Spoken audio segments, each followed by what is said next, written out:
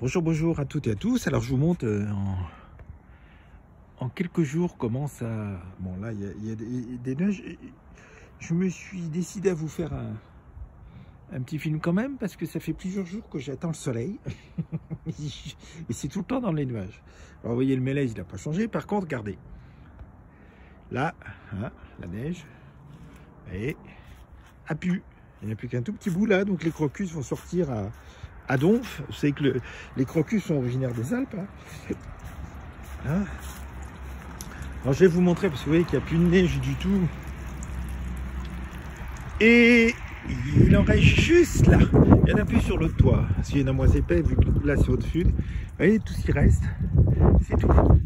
Et ça fond à une vitesse tout simplement parce que on a 13, 14, 15, 16 la journée et il ne gèle pas la nuit.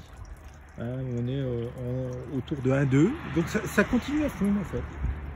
Voilà. Donc vous voyez, tout a été... c'est incroyable, hein, ouais, qu'il y a encore un petit peu de neige par là. Là aussi, on voit. Donc c'est vraiment en quelques jours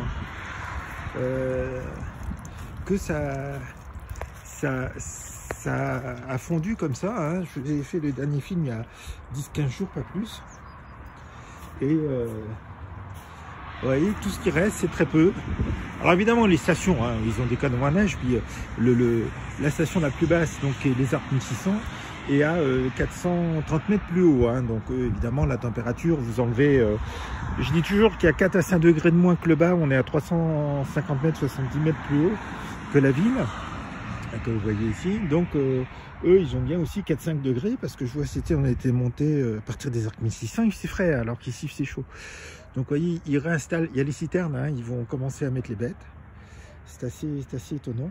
Donc là, je vais pouvoir dégager, là ça a été tondu, mais vous voyez que là, ça ne l'a pas été. Voilà, puisqu'ils ne voulaient pas le propriétaire. Donc voilà, et vous voyez donc les cimes blanches.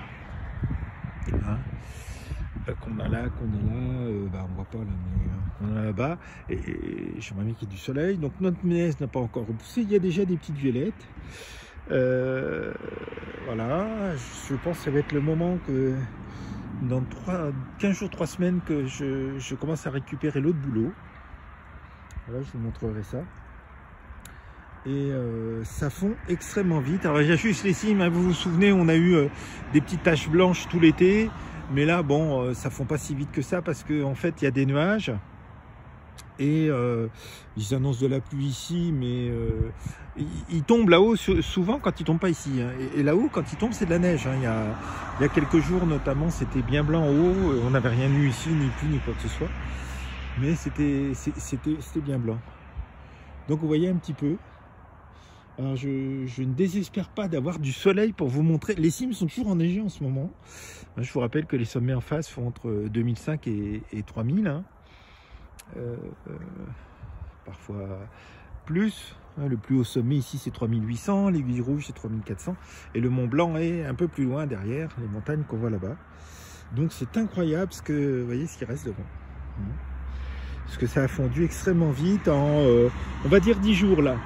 10 jours de beau temps, parce qu'il y a 15 jours encore, ben vous vous souvenez comment c'était. Et ça fond extrêmement vite. Voilà. Ben écoutez, je vous dis à bientôt. Je vais continuer. Ah si, je vais vous faire voir les petites violettes, parce que c'est incroyable comment ça pousse vite hein, dès que c'est sorti. Et bon, là, je ne vais pas me casser la gueule. Puis mon entorse va mieux, quand même. Il faut que je fasse très attention, ça c'est sûr. Mais ça va mieux. Alors voyez, regardez comment ça repousse vite. Dans tous ces herbes, sitôt que c'est désenneigé, ça, la semaine dernière, il n'y avait rien. Hein, c'est assez étonnant. Et regardez les petites violettes, voilà, qui sont sorties depuis la semaine dernière, la fin de semaine dernière. Dès qu'il n'y a plus la neige, c'est incroyable parce que ça pousse vite. Voilà. Violettes qui sont là et j'ai vu un petit primaire. Bah, regardez le petit primaire avec la fleur qui apparaît tout de suite. C'est assez hallucinant. Voilà, et ça pousse à une vitesse incroyable.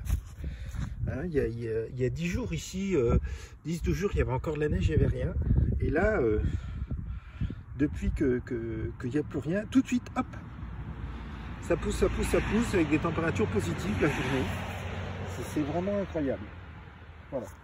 J'ai commencé à pouvoir faire... J'ai acheté 2 salades cet hiver, parce que je fais des soupes. Mais vous voyez, je commence à avoir des petits pissenlits et leurs cousins. Parce qu'en fait, il y a des pissenlits et un cousin qu'on peut manger, j'ai oublié le nom, là, je vous le rappellerai. Et les pissenlits commencent à... Oui, on en voit là aussi. Ici, vous voyez bien. Voilà. Donc, je vais pouvoir...